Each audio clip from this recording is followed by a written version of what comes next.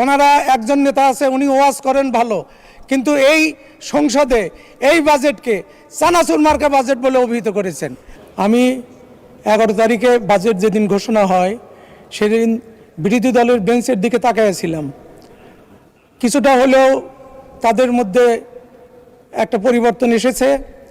আমি হানজেলা সহ 2-1 ভাইকে টেবিল চাপড়িয়ে আমাদের অর্থমন্ত্রীকে উৎসাহ দিতে দেখেছি। আমরা চাই যে আরও পরিবর্তন ঘটুক, কারণ এই সংসদ জুলাই যোদ্ধাদের রক্তের উপর দাঁড়িয়ে সংসদ। এই সংসদের দিকে 18 কোটি মানুষের 36 কোটি চোখ তাকিয়ে আছে। এই সংসদের পরিবর্তন দেখতে চাই, অতীতের মতো সংসদ যাতে না হয়। স্বৈরাচারী আমলে আমরা দেখেছি এইখানে অনেক নেত্রী গান গেয়ে এই স্পিকার সহ আমাদের সংসদ সদস্যদের গান শুনিয়েছেন। আমার তো মনে হয় যে আমাদের বর্তমান স্পিকার উনি যদি থাকতো তাহলে অবশ্যই এই গান বন্ধ করে দিত। আজকে ওই সময় দেখেছি যে অনেক নেত্রী রিডিং করতে পারতো না।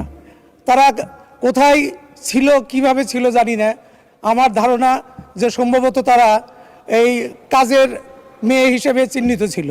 আজকে এই সংসদে আমাদের 50 জন মহিলা নেত্রী নিয়োগ হয়েছে।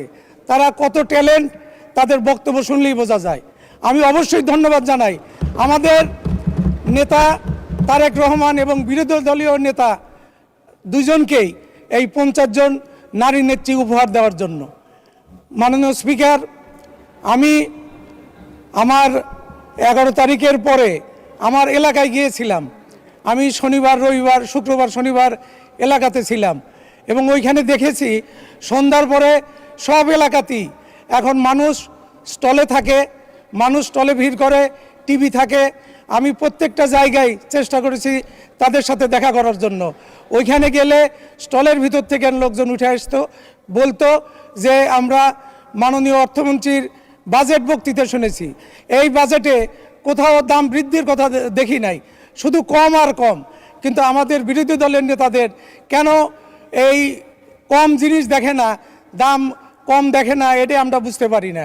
আজকে আপনার মাধ্যমে আমি আপনাকে জানাতে চাই যে বিরোধী দলের অনেক নেতাই, ওনারা একজন নেতা আছে, উনি ওয়াজ করেন ভালো, কিন্তু এই সংসদে এই বাজেটকে চানাচুর মার্কা বাজেট বলে অভিহিত করেছেন।